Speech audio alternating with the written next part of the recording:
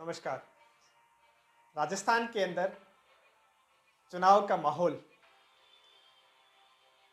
और राजनीति की चर्चा और इसकी गहमा गहमी शुरू हो चुकी है। इस वर्ष के अंत में लगभग दिसंबर के आसपास अथवा कहे कि नवंबर और दिसंबर के आसपास विधानसभा के चुनाव संपन्न हो जाएंगे और एक नई सरकार फिर से सत्ता में आकर के सरकार को संभालेगी। मैं एक छोटी सी कहानी के माध्यम से राजस्थान की जनता और देश के अन्य प्रदेशों की जनता और देश के अन्य राजनीतिक पार्टियों और उनसे जुड़े हुए कार्यकर्ताओं से एक कहानी के माध्यम से ये चर्चा आप लोगों तक पहुंचाना चाहता हूं। एक छोटी सी कहानी है। उस कहानी से माध्यम से हमें ये समझना है कि हमें किसको वोट देना है और किसको नहीं देना है, किस राजनीतिक पार्टी को हमें समर्थन करना है, किसको नहीं करना है। क्योंकि ये 21वीं सदी का भारत है जहाँ पर एजुकेशन का लेवल अब धीरे धीरे बढ़ता जा रहा है, परंतु हमने अभी भी गांवों के अंदर देखा है कि वोट है वो पैसों के चक्कर में और एक दारू की अर्थात शराब की बोतल के चक्कर में बिक जाता है। बस उससे जुड़ी हुई एक छोटी सी कहानी आप लोगों तक पहुंचाना चाहता हूं। एक बार एक राजा के दरबार में एक अपराधी के लिए सजा तय की गई थी। उसके लिए दरबार बुलाया गया। उस दरबार के अंदर अपराधी को भी उपस्थित किया गया। उस अपराधी के समक्ष 2 प्रकार की सजाओं का ऐलान किया गया। उसमें से उस अपराधी को तय करना था कि वो कौन सी सजा के लिए तैयार होगा। अपराधी के सामने 2 प्रकार की सजाओं का ऐलान कुछ इस प्रकार था।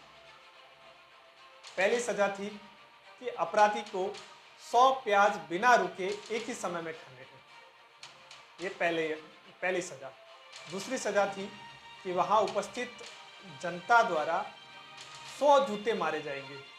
वो 100 जूते भी निरंतर मारे जाएंगे, उसमें किसी भी प्रकार का कोई विश्राम नहीं मिलेगा। पर अब कौन सी सजा को उसको स्वीकार करना है वो अपराधी के ऊपर छोड़ दिया गया।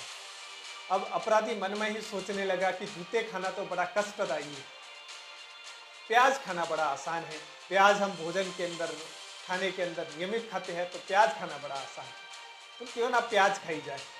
बहुत ही आसान काम है, इसको तो मैं जल्दी से खा लूंगा। अपराधी ने पहला चुनाव तय किया और प्याज खाना तय कर लिया। अपराधी के सामने 100 प्याज ला करके रख दिए। उसका समय शुरू होता है। अपराधी ने प्याज खाना शुरू किया। 1 प्याज खाया, 2 प्याज खाया, बड़े जोश के साथ में, बड़े उमंग के साथ प्याज खाए जा रहा था। 5 प्याज खाए, 7 खाए, 10 खाए, 15 खाए। तब उसके मुंह में अब पानी आने लगा, उसकी आंखों से आंसू बहने लगे, मुंह में जलन होने लगी। तब अपराधी को ऐसा महसूस हुआ कि प्याज खाने से तो ज़्यादा कष्ट हो रहा है, मुझे लगता है कि अब जूते खा लेने चाहिए। तब अपराधी ने क्षमा मांगते हुए कहा कि साहब मैं तो मेरी सज़ा को बदलना चाहता हूँ। अब बोले प्याज नहीं खा सकता मैं, प्याज खाली अब 15 खाली 16वीं प्याज खा लूँगा अर्थात 17वीं प्याज भी खा लूँगा तो शायद में हो सकता है कि मैं मर जाऊँ। अब अपराधी ने अपना निर्णय परिवर्तित किया और जूते खाने तय किए। उसको लगा कि जूते खाना बड़ा आसान काम है। अब जनता आई और एक एक करके जूते मारने शुरू किए। 10 जूते पड़े, 15 पड़े, 17 पड़े, 20 पड़े। उसके बाद में जूतों की जो जलन शुरू हुई। अब अपराधी को लगा कि ये भी मेरे लिए तो असहनीय है, ये भी नहीं खाए जा सकते।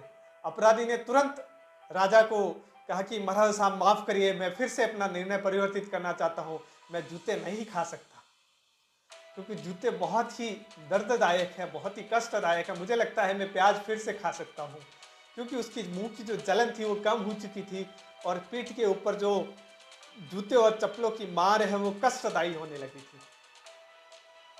अब राजा ने इस शर्त को फिर से स्वीकार किया। राजा ने कहा कि ठीक है, अपराधी की ये डिमांड है, उसकी इच्छा है, तो उसकी इच्छा के अनुसार सजा को फिर से परिवर्तित किया जाए।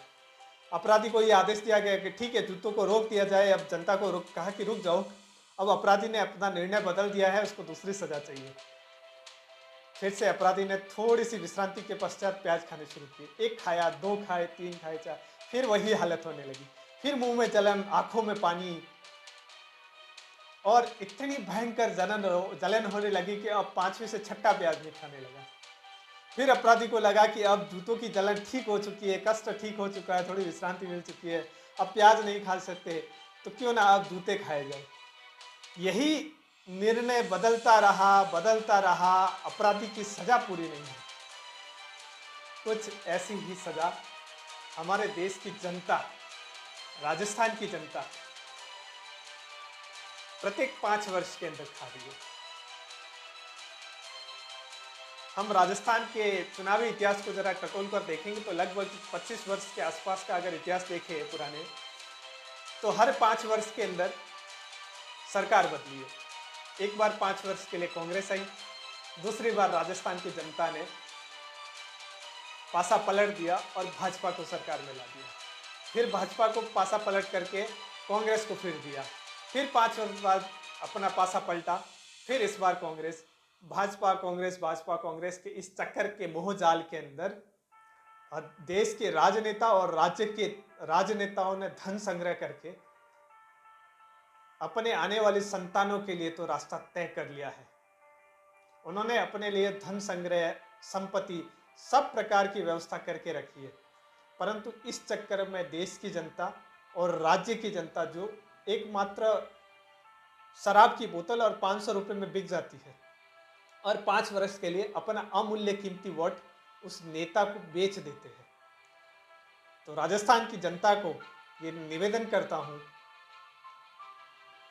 कि इस बार के चुनाव के अंदर हमें एक ऐसी स्थायी सरकार को लाना है जो देश के लिए सर्वांगीण विकास का काम करे, देश की जनता के लिए काम करे। किसी अन्य अपराधी के समर्थन में देश के अंदर भय का वातावरण पैदा करे, ऐसी सरकार हमें नहीं चाहिए। एक सरकार को मौका देना चाहिए और निरंतर लंबे समय तक मौका देना चाहिए। दूसरी बात, हमें अब 21वीं सदी के अंदर हम लगभग एक अच्छे साक्षरता के आंकड़ों पर है। आजकल सभी लोग पढ़े लिखे हैं, सब जानते हैं कि क्या सही है और क्या गलत है, कौन व्यक्ति निर्णायक है इस भूमिका के अंदर और कौन नहीं है, कौन इस देश का, इस विधानसभा क्षेत्र का, इस लोकसभा क्षेत्र का विकास कर सकता है। उस पढ़े लिखे नौजवान युवा को अपना अमूल्य वोट देकर देश के सर्वांगीण विकास में अपनी भागीदारी निभाए और अपने अमूल्य वोट की कीमत को पहचानो और अपने आसपास के क्षेत्र और समाज के विकास के लिए उस अमूल्य वोट का उपयोग करें। इसी के साथ नमस्कार। शेष भविष्य के गर्भ में।